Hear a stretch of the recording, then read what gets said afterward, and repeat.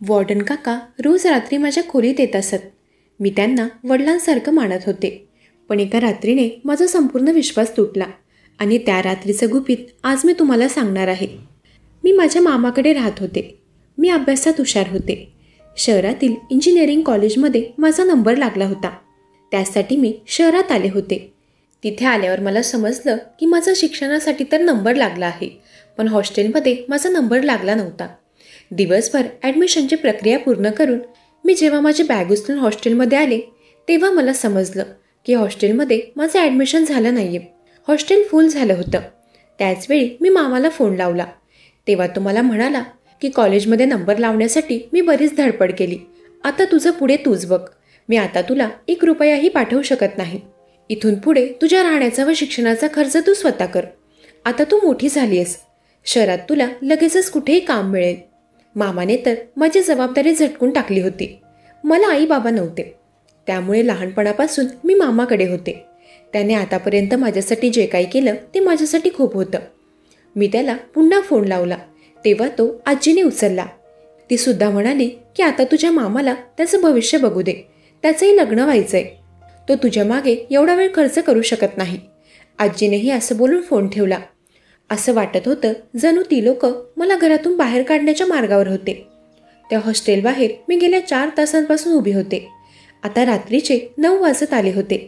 येणारे जाणारे बरेच मुलं मुली माझ्याकडे बघत होते.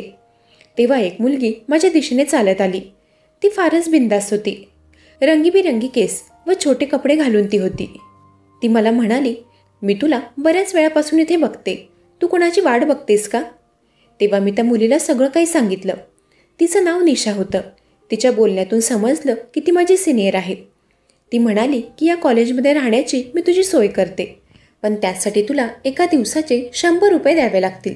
एवढ्या रात्री आणि त्या अनोळखी शहरात माझ्याकडे दुसरा कुठला पर्यायही नव्हता. म्हणून मग मी तिची अट मान्य केली. तिला मी 100 रुपये दिले व तिच्यासोबत हॉस्टेलमध्ये जाऊ लागले. तिची चांगलीच ओळख होती. तिने इशाऱ्याने तिथल्या वॉर्डनला बोलावलं. त्याने माझ्या बॅग उचलून मला माझी खोली दाखवली. वॉर्डन होता तर 50 वर्षांचा, पण माझ्याकडे तो अगदी वेगळ्या नजरेने बघत होता. मी त्याच्याकडून माझ्या बॅग्स खोलीत ठेवून घेतल्या आणि मी दरवाजा बंद केला. पहिल्याच दिवशी माझ्याने पंगा झाला होता. त्या वॉर्डनचा बोट दरवाजात माझ्याने अडकला होता. दरवाजा लावण्याच्या नादात मी त्याला जखम दिली होती. मी तेव्हा त्याला माझ्या खोलीत बोलावलं. माझ्या बॅगेतून मी मेडिसिन बॉक्स काढला व त्याला मी मलमपट्टी करून दिली. माझ्याजवळ बॉटलमध्ये थोडंच पाणी राहिलं होतं. तेही मी त्याला प्यायला दिलं. त्याचवेळी निशा माझ्या खोलीत आली. तिने त्या वॉर्डनला तिथून हाकलवून लावलं. पुढे 4-5 दिवस उलटले. रोज 100 रुपये देऊन मी तिथे राहत होते. आता माझ्याजवळ मोजकेच पैसे राहिले होते. मला आता पैशांची गरज होती. त्यामुळे मी कामाच्या शोधात निघाले. एका ठिकाणी मी एक जाहिरात पाहिली. त्यावर मी फोन केला. तेव्हा मला तिथे काम मिळालं. 5,000 रुपये महिना पगार मला मिळणार होता. पण मी माझं महिन्याचं टार्गेट पूर्ण केलं तरच मला माझा पगार पूर्ण मिळणार होता. मी ते काम हाती घेतलं. 4 वाजता कॉलेज सुटलं की मी माझी कॉलेजची बॅग ठेवून माझ्या कामाची बॅग घ्यायचे व दारोदारी जाऊन मी निरमा साबण असे प्रोडक्ट विकायचे. महिन्याला 30 पॅकेट विकल्या गेले तरच मला 5,000 रुपये पगार मिळणार होता. त्या दिवशी मी दुपारी 4 वाजता निघाले होते. आता जवळजवळ 6 वाजत आले होते. 5 घराचे दरवाजे ठोठावून मी आता 6व्या घरी आले होते. त्या घराच्या दरवाज्यात गेल्यावर मी आत हॉस्टेलच्या वॉर्डनला पाहिलं. मला बघताच तो माझ्याशी हसला होता. मी त्याला कुठली ओळख न देता माझं काम करत होते. वॉर्डनची बायको त्याला माझ्याकडून सामान घेण्यास नकार देत होती, पण त्याने तरीही माझ्याकडून सामान घेतला. मी तिथून जात असताना तो मला म्हणाला, मॅडम, तुम्हाला जर राहायला जागा हवी असेल तर माझ्या घराची वरची खोली रिकामी आहे. महिन्याचे 1,000 रुपये देऊन तुम्ही तिथे राहू शकतात. मला कुठल्याही अनोळखी व्यक्तीकडून मदत घ्यायची नव्हती. मी त्याला धन्यवाद बोलून तिथून जायला निघाले. असेच पुढचे काही दिवस गेले. एके दिवशी निशाने अजून 4 मुले माझ्या खोलीत आणल्या. त्या मुली आल्यापासून माझा नीट अभ्यासही होत नव्हता. त्या रात्रभर फोनवर बोलत असायच्या. त्याबद्दल मी निशासोबत बोलले होते, पण ती म्हणाली की तुला त्रास होत असेल तर तू इथून जाऊ शकतेस. मग तुला कोणाचाही त्रास होणार नाही. आता याच्यापुढे मी तिला काही बोलू शकत नव्हते. त्या खोलीत एक मुलगी माझ्यासारखीच होती. तिचं नाव लक्ष्मी होतं. ती सुद्धा माझ्याप्रमाणेच बाकी 3 मुलींना कंटाळली होती. पण ती म्हणाली की तिचं हॉस्टेलमध्ये मोफत ॲडमिशन झालंय. तिला तिथे राहण्याचे पैसे द्यावे लागत नाहीये, त्यामुळे काही जरी झालं तरी मला इथेच राहावं लागेल. पण मी मात्र तिथून बाहेर पडण्याचा विचार केला होता. गरजेच्या वेळी गाढवालाही घोडा मानावं लागतं. तसंच तेव्हा माझ्यासमोर एकच पर्याय होता, तो म्हणजे वॉर्डन काका. मी तेव्हा त्यांच्याकडे गेले. त्यांची खोली तशी बरीच मोठी होती. मी त्या दिवसापासून वॉर्डन काकांकडे भाड्याने राहू लागले. त्या घरात मला पैसेही कमी द्यावे लागत होते आणि मला हवी तशी शांतताही मिळत होती. आता माझं काम आणि शिक्षण दोन्ही व्यवस्थित होत होते. असंच एकदा रात्रीच्या वेळी 12 वाजता माझ्या खोलीचा दरवाजा वाजला. मी दरवाजा उघडून बाहेर पाहिलं तर तो वॉर्डन होता. त्याच्या हातात पाण्याची कॅन होती. तो म्हणाला, आज पिण्याच्या पाण्याच्या नळाला गढूळ पाणी येतंय. तुमच्या खोलीचा लाईट सुरू दिसला म्हणून मी आत्ताच ही स्वच्छ पाण्याची कॅन द्यायला आलो. मी कॅन घेऊन आत ठेवायला गेले. कॅन ठेवून मी परत आले. तेव्हा मी पाहिलं की तो वॉर्डन अजूनही माझ्या खोलीत टोकावत होता. मी येताच त्याची माझ्यावर नजर पडली. तो माझ्याकडेही एकसारखा बघत होता. मी त्याला गुड नाईट म्हणाले व खोलीचा दरवाजा बंद केला. दुसऱ्या दिवशी सकाळी मी नाश्ता करण्यासाठी वॉर्डनच्या मेसमध्ये गेले. त्याची बायको मेस चालवायची. आज मी तिला जवळून पाहिलं होतं. ती मला गरोदर दिसली. एवढ्या 40मध्ये ती बाई गरोदर होती. कमी शिक्षण असलेल्या लोकांना कसली अक्कल नसते हे मात्र खरं. नाश्ता करून मी माझा टिफिन घेतला व कॉलेजमध्ये गेले. कॉलेजमध्ये आज माझी भेट निशासोबत झाली. ती माझ्याकडे रागाने बघत होती. ती मला म्हणाली की मोना, मी तुझ्याकडून 2 पैसे जास्त घेत होते, पण तू हॉस्टेलमध्ये सुरक्षित होतीस. वॉर्डनला तू वयस्कर समजली असशील, पण तो काय चीज आहे हे तुला अजून माहीत नाही. पण हरकत नाही, त्याचा अंदाजही तुला लवकरच येईल आणि मग तेव्हा तुला माझी आठवण येईल. मला माझ्या सोबतच्या मैत्रिणींनी सांगितलं की तू निशाला न सांगता तिची रूम सोडलीस म्हणून ती तुला भडकवते, बाकी काही नाही. कॉलेजमध्ये निशाबद्दल कुठेही मी चांगलं काही ऐकलं नव्हतं. सगळे तिच्याबद्दल काही ना काही वाईट सांगत असायचे. मी तिचं बोलणं मनावर घेतलं नव्हतं. मला जिथे परवडणार तिथेच मी राहणार होते. बघता बघता 2 महिने उलटले. माझ्या कामाचा पहिला महिना चांगला गेला होता, पण दुसऱ्या महिन्यात मला 1 रुपयाही पगार मिळाला नव्हता, कारण माझे एकही प्रोडक्ट विकले गेले नव्हते. अशातच मला कॉलेजसाठी काही पुस्तकंही खरेदी करायची होती. मामाकडून 1 रुपया येण्याचीही उमेद मला नव्हती. आज तर मी चांगलेच टेन्शनमध्ये होते.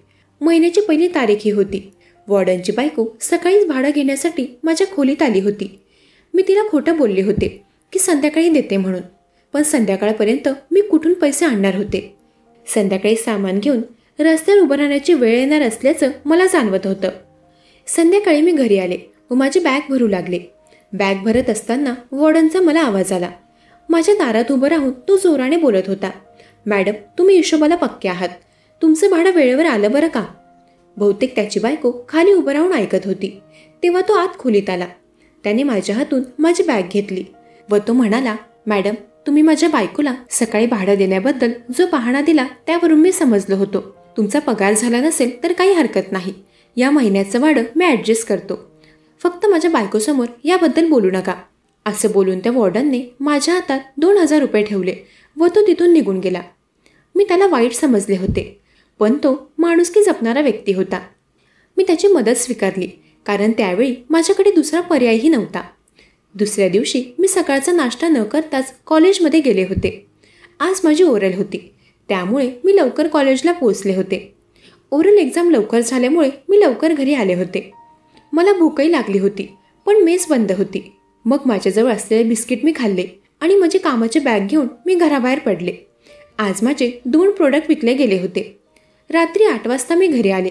हातपाय धुवून मी टिफिन घेण्यासाठी मेसमध्ये जाऊ लागले. तोच वॉर्डन काका टिफिन घेऊन माझ्या खोलीत आले. टिफिन देऊन ते तिथून निघून गेले. आज जेवणाची चव जरा वेगळी होती.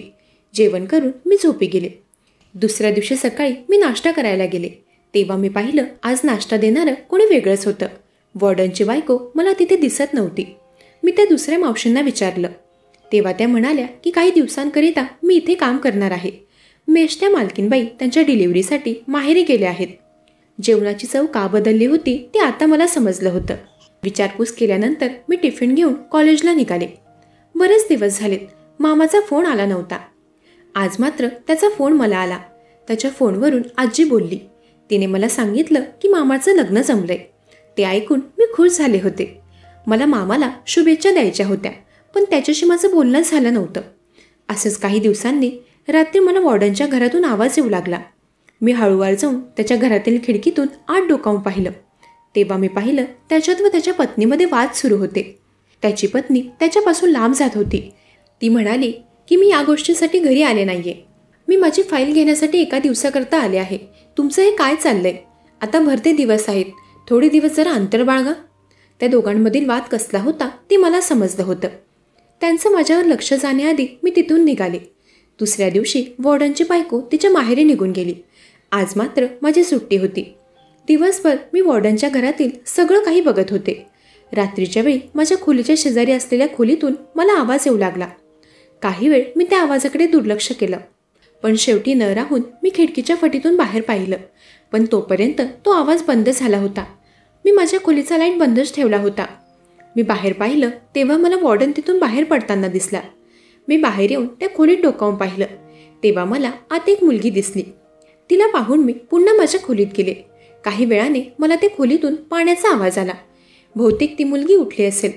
वॉर्डनच्या त्या दुसऱ्या खोलीमध्ये नेमकं काय चाललं होतं मला तर काही समजायला मार्ग नव्हता.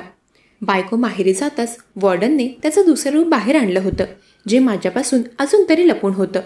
जाऊ देत, ज्याचं त्याचं पर्सनल आयुष्य आहे, ज्याला जे वाटेल ते तो व्यक्ती करू शकतो, असा विचार करून मी माझी खोली व्यवस्थित बंद करून झोपी गेले. दुसऱ्या दिवशी सकाळी मी त्या दुसऱ्या खोलीवर नजर टाकली तर तिथे लॉक दिसत होतं. बहुतेक ती कालची मुलगी सकाळी लवकर तिथून निघाली होती. पुढच्या 2 दिवसांनी माझ्यासोबत काहीतरी विचित्र घडतंय असं मला वाटू लागलं होतं. मी जेव्हा सकाळी झोपेतून उठायचे तेव्हा माझी बेडची मधली बाजू मला ओली दिसायची. मला ते फार विचित्र वाटत होतं. कदाचित रात्री झोपेत मी पाणी प्यायला उठले असेल आणि तेव्हाच ते पाणी झोपेत माझ्याने सांडलं असावं असं मी समजले होते. पण मला आठवत नव्हतं की मी रात्री उठले होते की नाही. बऱ्याच गोष्टींचा ताण माझ्या मागे होता. उगाच अजून विचार करून ताण घ्यायला नको म्हणून मी विचारांची गाडी थांबवली. मागच्या 2 दिवसांपासून रात्रीच्या जेवणात गोडाचा पदार्थ येत होता. मी तो आवडीनेही खात होते, पण मला तो पदार्थ खायला घालून माझ्यासोबत काय होत होतं याचा मला अंदाज नव्हता.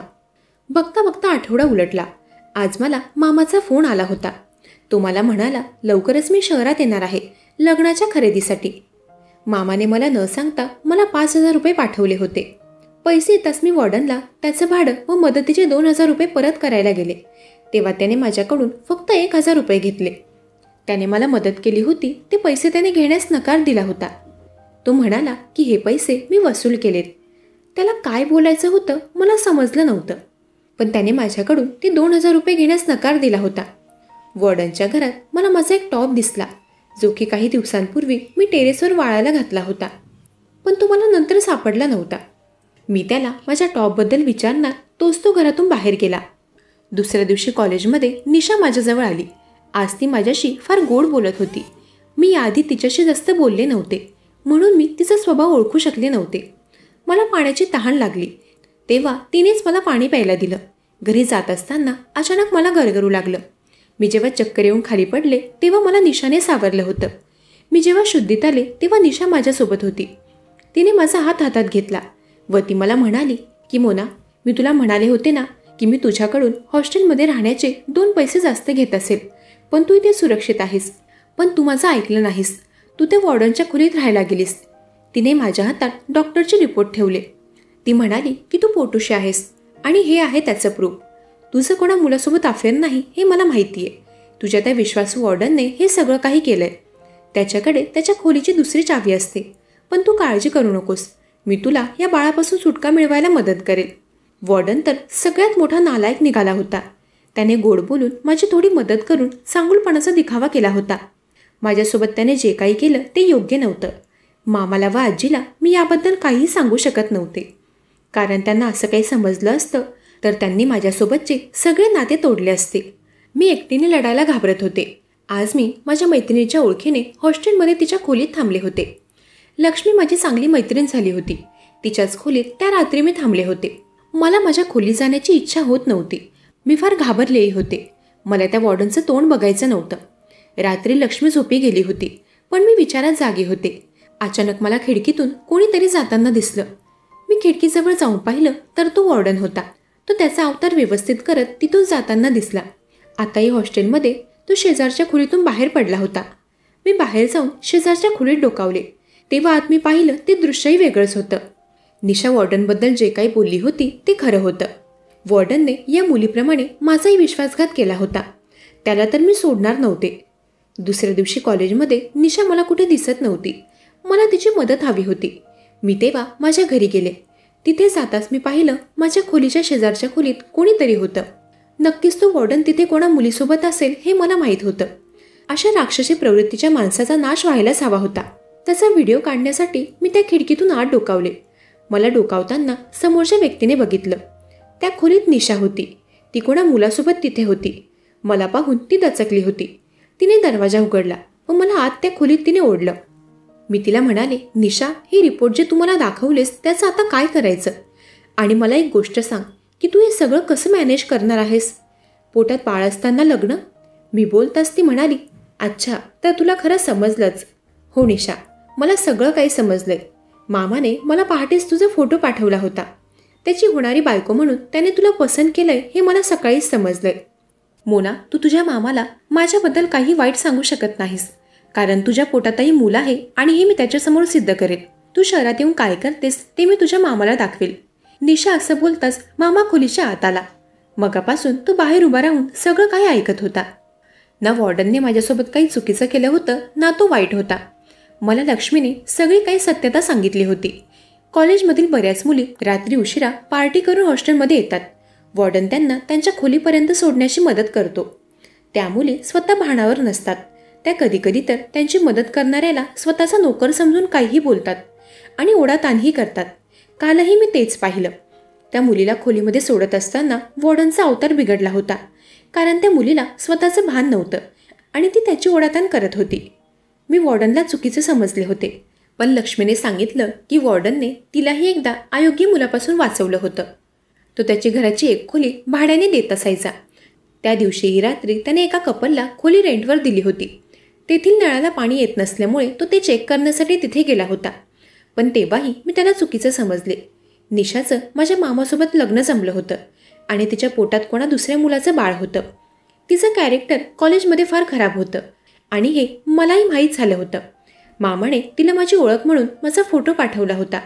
मी तिच्याबद्दल मामाला काही सांगेल याची तिला भीती होती, म्हणून तिने माझ्या नकळत मला पाण्यातून गुंगीचं औषध मिसळलेलं पाणी पाजलं होतं. चक्कर आल्यामुळे मीही समजले की मी खरंच पोटुशी आहे, पण तसं काही नव्हतं. तिने तिच्या रिपोर्टवरील नाव बदलून ते मला दाखवले होते. तिचा कट तर चांगला होता, पण मी माझ्या मामाला तिच्या जाळ्यात अडकता अडकता थोडक्यात वाचवलं. निशा तिच्या पोटातल्या कोणा दुसऱ्याचं बाळ मामाच्या अंगावर टाकायला निघाली होती, कारण तिच्या प्रियकराने तिला स्वीकारलं नव्हतं आणि ते फक्त तिच्या चारित्र्यामुळे. कोणी कितीही प्रयत्न केलेत तरी सत्याला कोणीही दाबू शकत नाही. ते एक ना एक दिवस समोर येतच. मामाने माझे आभार मानले. तो म्हणाला, माझं आयुष्य बर्बाद होताना तू वाचवलं आहेस. त्या दिवसानंतर मामाने माझी शिक्षणाची हमी घेतली. वॉर्डनसारख्या चांगल्या व्यक्तीने माझी खूप साथ दिली होती. त्याने माझ्या अडचणीच्या वेळीही मी न मागता मला पैशांची मदत केली होती. तो खरंच माणुसकी जपणारा व्यक्ती होता. मंडळी, कॉलेज लाईफचा मनसोक्त आनंद घ्यायचा असतो, पण त्या आनंदात स्वतःच्या मर्यादा विसरू नका. आजची ऐश उद्या तुमचं भविष्य बिघडवू शकते. हे आजकालच्या तरुण पिढीने लक्षात ठेवायला हवं. आपले मुलं हॉस्टेलमध्ये असले तरी पालकांनी त्यांच्यावर लक्ष द्यायला हवं. मंडळी, कशी वाटली ही कथा? ऐकत रहा मनाचे बोल.